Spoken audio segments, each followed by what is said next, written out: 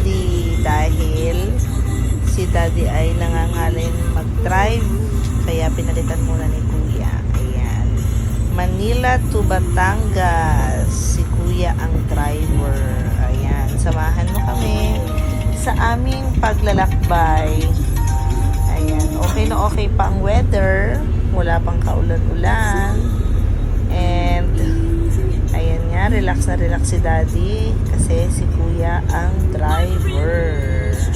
Sige lang, go, go, go! O, diba? Smooth ang pagdadrive ni Kuya. At talagang nare-relax at para kaming dunuduyan sa car. Ayan! Saan nga ba lugar to? Ewan ko ba, di ko matandaan kung saan lugar to. Ayan. Diba? Kaya ngayon kami umuwi kasi hindi ma-traffic.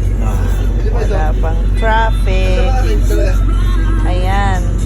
Tapos, si Kuya ang patuloy na nag-drive habang si Daddy ay patulog-tulog lang sa tabi. Ayan. Next na. Dito na tayo sa Batangas area na ba to? Ay, hindi pa pala. Sa part ng Laguna. Laguna ba yan? Ewan kung saan yan. O, sige, drive ka lang Kuya habang sasama si Daddy. Ayan. Pass through. So, tuloy-tuloy lang ang ating paglalakbay. So, ito pala ay pass-through. Si Kuya, mandili pa rin. Toll gate na to. Ay, may utang pa pala ko kay Kuya. Pinag-isa na, unti-unti lang umuulan, pumapatak ang ulan. Kaya, for the wiper muna si Kuya. Unti-unting pumapatak ang ulan. Ayan na. Whatever. Ayan na. Unti-unti na lumalakas ang ulan. So, ingat po tayo sa ating dinaraanan. Ayan. King is a driver. Manual po ang gamit ni Kuya. Oo nga. Kasi, manual ang car namin. Raining Diba? man. And, Raining. ayan, si Kamiko nandito lang sa tabi ko. Tulog si Medyo Daddy. makulit-kulit. Nagtulog-tulog si Daddy. Ayun. At syempre, Kuya, ayan masarap. pa. Daddy, masarap pa may driver. Bibilis-bilis na. Pero umuulan-ulan na. Kuya is a driver. Grabe, may bagyo daw ngayong araw na to. Kaya, Oo, diba? ingat-ingat po ang lahat. Siyempre, Dahan-dahan lang naibig po ang ako aming doon sa takbo. unahan. Ayan na, ayan na. Daddy. Hanggang sa pagdadrive ni Kuya ang Kuya. driver. Kami ay, ako'y nanonood dyan ng Medyo ulan-ulan po. teleserye Keep safe. na-add ko po sa Keep safe panonood ng teleserye. everyone. Gustong-gusto kong panoorin yung maging sino ka man ni Bea Si Alonso. Coco ay lagi And, gutom. Ito yung John ito yung Lloyd. batang Ayan, laging si Camilo. gutom. Gutom na daw siya. Si Queen Nagutom. at si King. Diba? Tapos, At si Boss. ayan. Nasa part na kami ng Batangas. Ayan, Batangas na yan. Ayan Driver lang, ang Kuya. naglalumas yung ulan. Ikaw sasakay doon. Lang, Manghipo yan eh. hindi kami nagmadali kasi nagugutom na. Mas malaki yun. Smooth ang aming biyahe. Walang traffic. Unlike last Friday, oh my God, sobrang Keep traffic safe. talaga.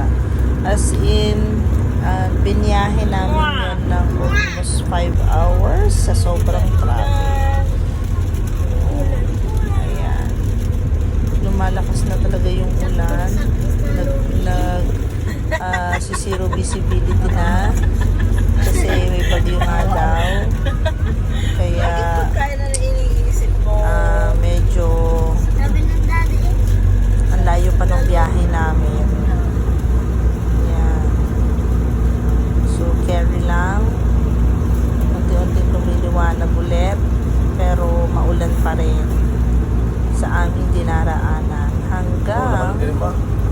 sa oras na ito. Ayan. Yan si Kuya. Hi, Kuya. Okay ka lang? Hindi ka ba napapagod?